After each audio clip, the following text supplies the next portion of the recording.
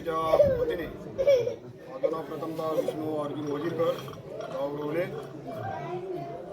Post Kershi, तालुका दापोली, जिल्हा रत्नागिरी.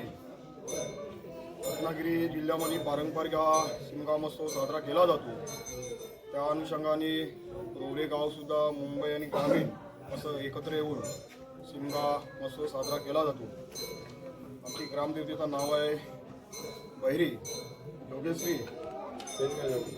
तिणे कालकाय, आगरी कालकाय, महाकाली, दारविटकर आणि नंदी सोमय्या. त्याचप्रमाणे आमचे गिरोबाचं स्थानमध्ये आम्ही गिरोबा जे म्हणतो ते आमचे देवता संकासू. हा आमचा जो गिरोबाचा जो स्थान आहे, तर हा ड्रेस पेरला जातो. आणि ग्रामदेवता ही जागृत देवता आहे, नवसाला पावणारी देवता आहे. आज गेली 100 वर्षे आम्ही हा पारंपरिक कारभार करत आहोत शिमगा सोहळा. आणि खेळीमेळीच्या वातावरणात हा कार्यक्रम आम्ही पार पडतो. ज्याला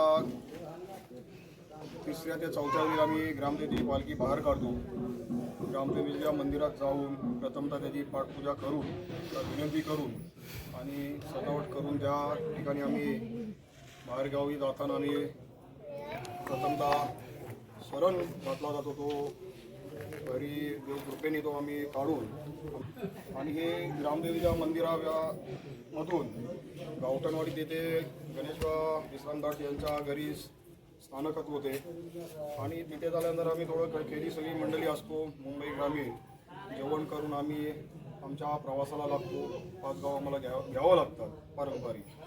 असे करताना आम्ही प्रथमतः आमच्या रोहिदासवाडीमध्ये या ठिकाणी आम्ही जातो. ती वाडी आमची रोवले गावठण रोवल्याची आहे रोहिदासवाडी. त्याच्यानंतर पारंपरिक आम्ही आंबोली गाव घेतल्यानंतर त्या रूटने निघतो तर आम्ही डायरेक्ट मालवीमध्ये वस्तीला राहण्यासाठी जातो. दुसऱ्या दिवशी तो मालवी गाव पूर्ण घेतला जातो.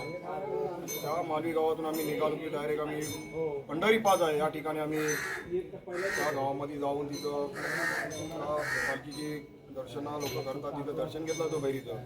आणि तिथून जे ते गाव पूर्ण 5 पंढरी घेऊन झालं ते आंधरल्यामध्ये आम्ही ताडाचा गोड मोडीमध्ये आम्ही त्या ठिकाणी येतो. तिथं आमची ते आमच्या मायारुसने तिथं आमचा जेवणाचा कार्यक्रम असतो.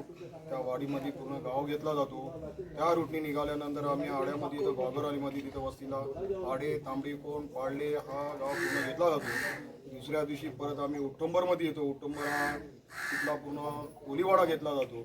कोलीवाडा घेतला की आम्ही आमचा जो प्रवास आहे आम्ही या केळशीगडामध्ये आमचा हा शहर आहे केळशीगड, त्या ठिकाणी आम्ही या ठिकाणी येतो. तिथं पूर्ण 12 बागाड्या आहेत. त्या 12 बागाड्यामध्ये पूर्ण आम्ही फिरून त्या भैरी देवतेचं दर्शन घेऊन सगळे वाडीला दिला जातो. आणि अशा अनुषंगाने आम्ही ज्या पालखीचा नवस जरी बोलला तरी तो नवसाला पावणार आहे.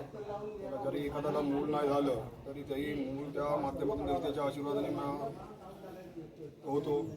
कोणा आजारी असतो, कोण प्रदेशामध्ये आजारी असतो, तरी एखादा नवस या ठिकाणी बोललं तरी हा नवसाला पावणारा आमचा भैरी देवता आहे. या अनुषंगाने जो शरण या परिसरात जरी कुणी घातला खेळांना परमिशन घेऊन तरी नवसाला न आपण कोण खेळी सांगताना सुद्धा ती देवता काढली जाते नवस. त्याप्रमाणे आम्ही गावात आमच्या आतगाव उंबरशे आणि रोड या गावात गेल्यानंतर आम्ही तो आमच्या स्थानकावर जातो. अशी ही आमची 5 गाव फिरली परंपरा आहे. आज गेली किती वर्षे पिढी 3री पिढी आहे ही चालू ठेवलेली आहे. आणि या अनुषंगाने सगळ्यांना हा देवता या ज्या परिसरात गाजलेली आहे. जर एखादा वर्ष नाही आली तर लोक विचारल्या जातात की बाबा यावर्षी का नाही. करोनाच्या काळातसुद्धा शासनाने बंद ठेवलेल्या पालख्या आम्ही त्या परिसरात फिरवल्यात. गेली अनेक वर्ष आमची पालखी कधी आजपर्यंत आम्ही ग्रामदेवतेचा मंदिर हा म्हणजे प्रवास आम्ही थांब ठेवलेला नाही. रनिंग चालू आहे, पूर्वी पालखी रनिंग ठेवली आहे. काही गावातून या पालख्या बंद झालेल्या पण आमच्या पारंपरिक ज्या पालख्या चालू आहेत त्या आम्ही पालखी बंद केलेल्या आहेत. सगळे सनई, ढोल, टिमकीच्या सुरात हा आमचा पूर्ण परिसर गाजलेला जातो. आणि हा रंगशोभा हा सोहळा आज आमच्या मुंबई आणि ग्रामीणच्या वतीने महिला भगिनीच्या वतीने असं वाजत जातात. गावापर्यंत जाताना त्या गावात गेल्यानंतर दोन्ही वाड्या आम्ही घेतल्या जातात एका दिवसामध्ये. आम्ही थोडंसं त्याच्यात बदल केला की घरं वाढली गेली म्हणून एक गाव गावठणवाडी घ्यायची, दुसऱ्या दिवशी विजयवाडी घ्यायची. अशी झाल्यानंतर आम्ही